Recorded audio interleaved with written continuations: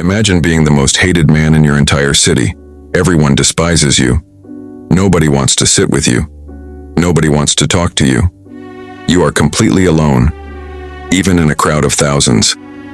Now imagine the most famous man in the world stops, looks up at you, and says your name. This is the story of Zacchaeus, and it will change how you see yourself forever. 2,000 years ago in the city of Jericho, there lived a man named Zacchaeus.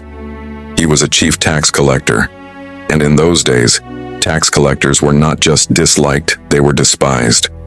They worked for the Roman Empire, collecting money from their own Jewish people.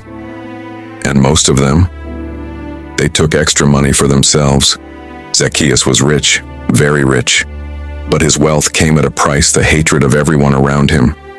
He had money, he had power, but he had no friends, no community, no peace. Does that sound familiar, having everything on the outside but feeling empty on the inside?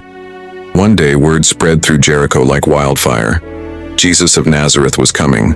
This was the man who healed the blind, who fed thousands with almost nothing, who spoke words that made grown men weep and broken people whole again. Everyone ran to the streets, thousands of people pushing and crowding just to catch a glimpse of him. Zacchaeus wanted to see Jesus too, but there was a problem. He was a short man, and the crowd was thick. No matter where he stood, he could not see, and nobody was going to make space for him. Nobody was going to help the tax collector. So Zacchaeus did something that a rich, powerful man would normally never do. He ran ahead of the crowd and climbed a sycamore tree. Think about that for a moment. This was a wealthy, important man, climbing a tree like a child, just to see Jesus. Something inside Zacchaeus was desperate. Something in him was searching. He didn't know it yet, but he was about to find exactly what he was looking for. Jesus walked through the crowd, thousands of people surrounding him, reaching for him, calling his name. And then he stopped, right under that sycamore tree. Jesus looked up, and in a city full of religious leaders, respected elders, and faithful followers, he spoke to the one man everyone else ignored. "Zacchaeus, come down immediately. I must stay at your house today." The crowd went silent. Then the whispers started. Why is he going to his house? Doesn't Jesus know who that man is? He is a sinner, but Jesus didn't come for the perfect people. He never did. He came for the lost ones, the broken ones, the ones sitting alone in trees, desperately hoping someone would notice them. Zacchaeus climbed down immediately. The Bible says he welcomed Jesus gladly. Can you imagine that meal? The most hated man in Jericho, sitting with Jesus. No judgment, no lecture, just presence. And something happened at that table that no amount of money had ever done for Zacchaeus. He was seen. He was valued. He was loved. And it broke him open completely.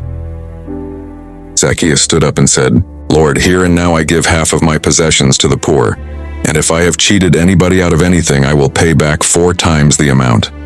Nobody told him to do this. Jesus didn't demand it. No law required it. But when a person truly encounters Jesus, they change. Not because they have to, because they want to. The emptiness was gone. The greed was gone.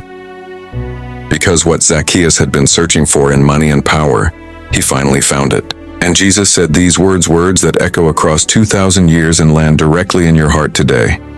Today salvation has come to this house, for the Son of Man came to seek and to save the lost. Not the perfect, not the religious, not the ones who had it all together.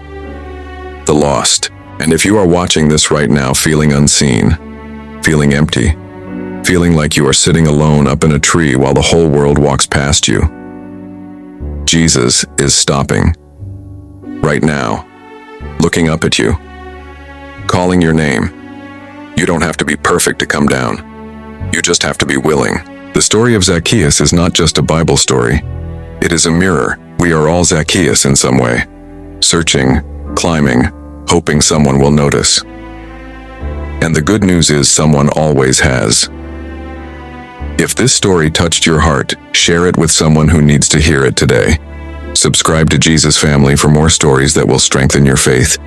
And remember, no matter where you are in life, you are never too lost to be found.